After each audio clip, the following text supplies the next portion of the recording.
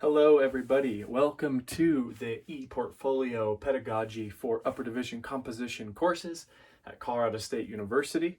I am your host, Sean Waters, and in this video, the first one of a video series, we are going to go over some basic introductions of who I am and where I'm coming from, some key definitions, mainly of what we mean by ePortfolio, since there's a lot of different ways that could be taken and understood, and then give a brief outline of the upcoming video series and show how that connects to the professional development workshop. If you have questions, please let me know in the comments and let's get going. Okay, so my name is Sean Waters. I'm an instructor of composition at Colorado State University, and I'm hoping you are watching this because you're interested in doing something new in your composition classes. I came to composition by way of the philosophy department. So part of this is I'm also interested in the human development aspects of this. That's my personal interest in how ePortfolios can be used to track personal growth kind of as a reflective tool. So before we go any further, you might think about what you're most interested in as a teacher, an instructor, and how ePortfolios might help you achieve these goals, if indeed they do. My argument is going to be that you should seriously consider using ePortfolios in your courses to better engage your students, provide them meaningful opportunities for learning and growth and development. Okay. So that's me, a little bit about where I'm coming from. The definitions that I really want to make sure that we get is, the first one is ePortfolio, which is exactly, you probably would think that this is a portfolio that is electronic. So if I just take a normal analog portfolio of all my work and then scanned it all into a scanner and put all that on a website, that would be an electronic portfolio. It's also a digital portfolio. So in the context of higher education, I actually want to use the Association of American Colleges and Universities. They listed ePortfolios as the newest high-impact educational practice. And they identify that there is a range of ways, so we should probably put this as ePortfolios. There is a range of ways to implement ePortfolios in a higher educational setting. One is ePortfolios can be used as a teaching and learning tool within a class, or a teaching and learning tool broadly speaking. They can also be used as a kind of programmatic assessment. So an entire program, like an English education undergrad, might create a portfolio to show off their entire degree as a kind of capstone experience for 4 years of education. And they also can be used for kind of career development, i.e. they can be a very good way for students or anybody to showcase their work in a super accessible and easy way, so that when I apply for a job or other kind of position, I can include a link to my website, ePortfolio, that shows off the kind of work that I'm wanting to show off per that rhetorical situation. And the Association of American Colleges and Universities says that ePortfolios, quote, enable students to electronically collect their work over time, reflect upon their personal and academic growth, and then share selected items with others, such as professors, advisors, and potential employers. This all makes a lot of sense, and we are going to do, for our purposes, there's a lot more complications when you start looking at ePortfolios over the course of an entire program. We're going to look at ePortfolios over the course of a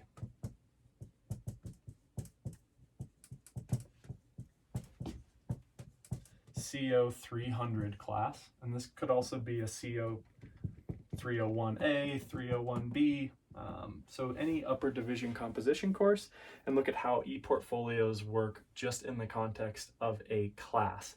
So this isn't quite as profound as using an ePortfolio over the course of an entire program, but my hopes is to see how actually easily integratable ePortfolios are into a particular course. It gives students and instructors a way to think more broadly about rhetorical communication post shelter in place in 2020.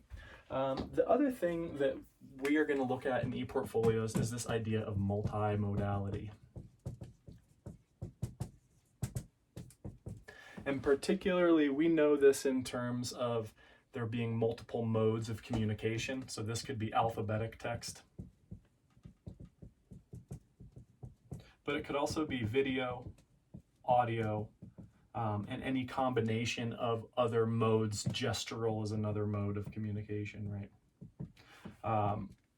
So we're looking at not only a student's ability to compose extra alphabetical texts, so text using video, audios, and other potential kinds of gestures in different environments, but we're also thinking about students being literate in different ways.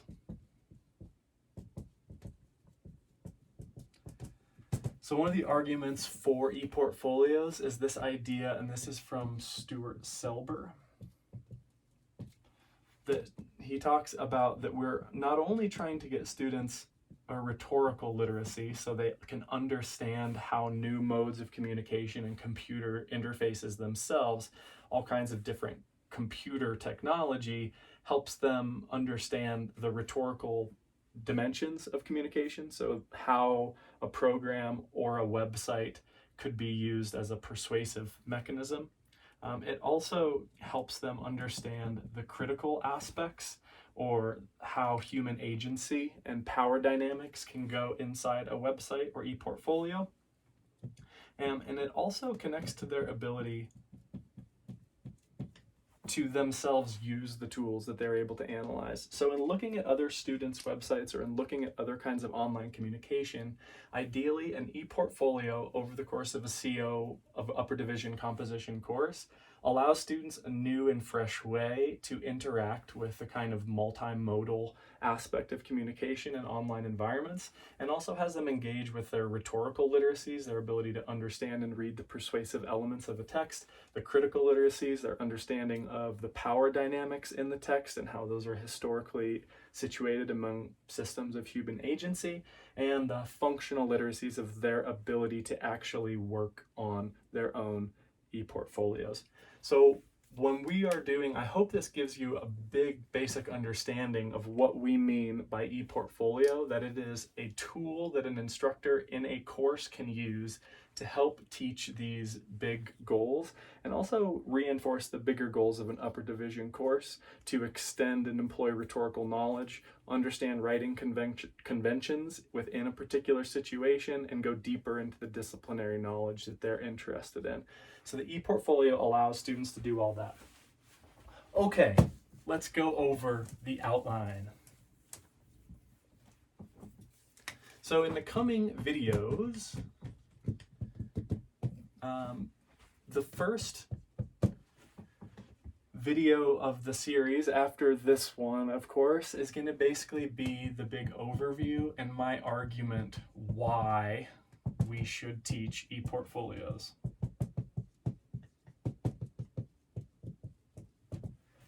And I think there's a lot of reasons to use ePortfolios, but we are going to go very briefly over the American Association of Colleges and Universities and their high impact practices. We're also going to look at the CCC's, the Conference of College Composition, their recommendations for ePortfolios and how those align with the learning outcomes for upper division comp courses in the state of Colorado and at CSU. And we're also going to connect to some theory, namely Bitzer, Vatz, Carl Rogers and Rogerian theory, and Lisa Blankenship's idea of changing the subject, where ePortfolios become a tool to understand and develop the rhetor, not just change the rhetorical situation. So this overview, where I'm basically making this argument why ePortfolios should be integrated in an upper division composition course, one of the other big argument is that it's actually not too difficult to do. And that's going to lead to the second part, which is going to basically go over how to teach ePortfolios.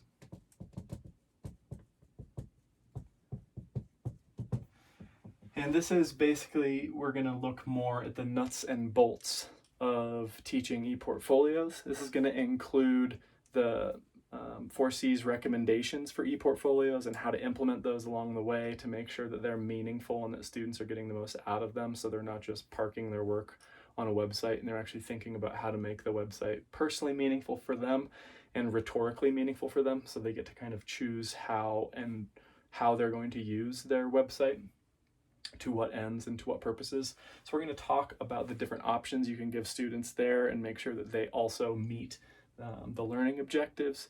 We're also going to look at how the assignment sequence, or one potential assignment sequence, and the components that I require in the ePortfolios that I use, which is basically a research log or a blog that's more process-oriented work, similar to a discussion forum on Canvas, and then a series of projects. I have my students do 2 projects, a PowerPoint presentation that's kind of a plan and outline, and then a researched argument that's in a form of their choosing. And then they also should have a contact and an about page, so that people who are interested can follow up, and a call to action, if you will. And part of the other how to teach that, we're going to go over resources.